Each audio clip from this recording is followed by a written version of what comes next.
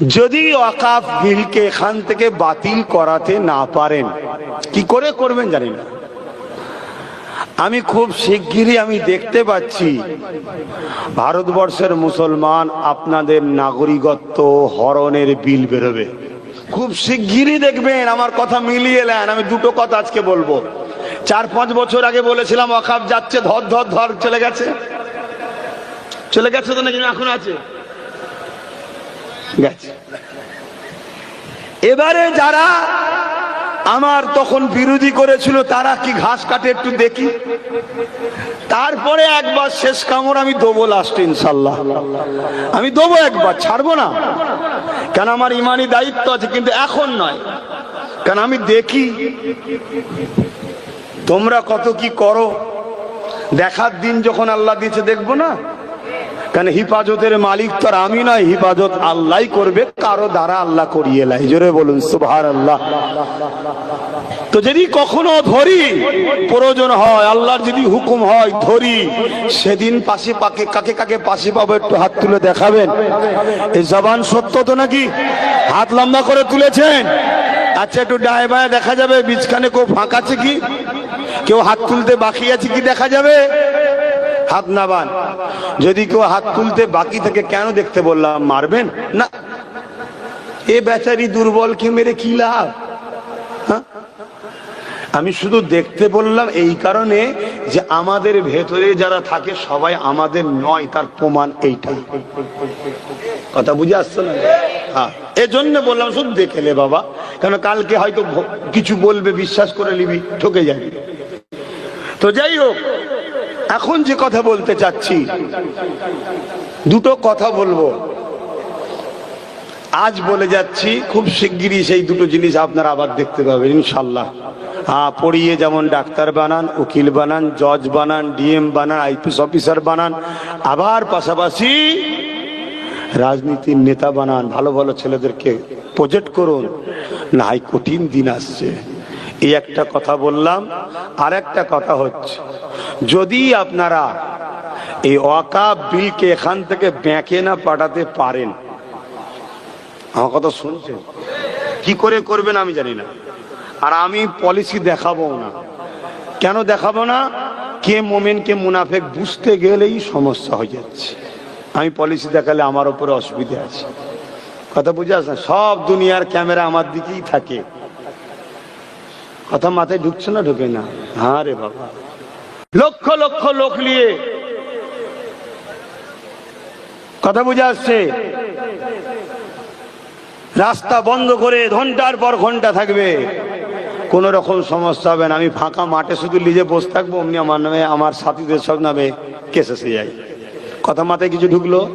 কেন ওটা সেটিং এর লোক, আমি সেটিং এর লোক নয়। এই হচ্ছে ব্যাপার।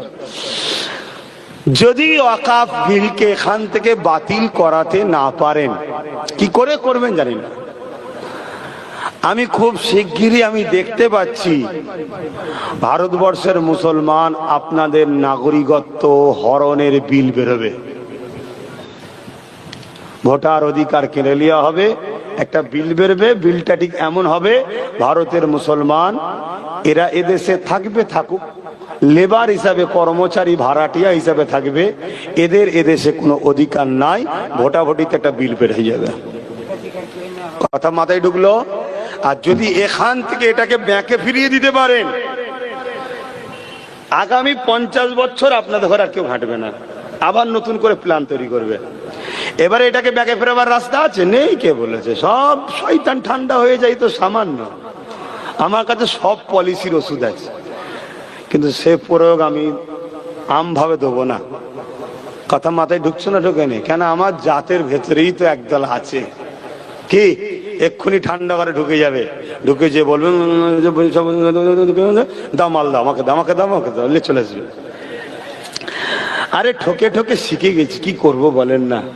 বয়সটা হয়তো দুনিয়া বেশি দিন না দেখলেও অনেকটা দেখে ফেলেছি। তো যাক, আমার এই দুটো কথা মাথায় থাকবে। হ্যাঁ, কদিন আগে ঈদ হয়ে গেল। তাম পৃথিবী জুড়ে 250 কোটি লোক ঈদ পালন করলো। এর জন্য অন্য কোন ধর্মের লোকের কোনো ডিস্টার্ব হয়েছে? এর নাম হলো ইসলাম। অথচ পৃথিবীর বিভিন্ন জায়গায় তাকিয়ে দেখুন, কেউ মসজিদে ঢুকে, কেউ মাদ্রাসায় ঢুকে বারবার ইসলাম ও মুসলমানদের ঘরে হত্যা, গুলি, খুন, নানা রকম অত্যাচার করেই যাচ্ছে। বড় দুঃখের সাথে বলতে হয়, আমাদের মাতৃভূমিতে এই অসভ্যতাটা ছিল না। রিসেন্ট দেখছি আমার ভারতবর্ষ এই হাওয়া যেন একটা হু করে বইছে, এই হাওয়া যেন আমার দেশেও শুরু হয়েছে। যেদিন থেকে কেন্দ্রে বিজেপি সরকার এসেছে ওই দিন থেকে হাওয়াটা যেন বাড়ছে। তার আগে কিন্তু এমন হাওয়া ছিল না। কোনো একটা জায়গায় যেন মনে হচ্ছে ওরা হয়তো এই হাওয়াটা চালাবার জন্য পিছন থেকে সাপোর্টই মনে হয় করছে। কেরাম মনে হচ্ছে না? হয়নি।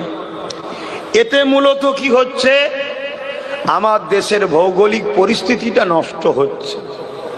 আমার দেশে বিদেশি কোম্পানি আসতে চাইছে না, আমার দেশের ভাইচারা নষ্ট হচ্ছে, আমার দেশের জিডিপি একেবারে তলানিতে চলে যাচ্ছে, আমার দেশ দেউলিয়ার দিকে চলে যাচ্ছে। কেন? নিজেরাই যদি দিন রাত ঝগড়া করে মরি, তা কারবার ব্যবসা বাণিজ্য কখন করবে? তো যাক, আল্লাহ আমার দেশকে এই হিংসার আগুন থেকে হিফাজত করেন, বলুন আল্লাহুম্মা আমিন। আল্লাহ আমার দেশবাসীকে সঠিক বুদ্ধি দেন, বলুন আল্লাহুম্মা আমিন।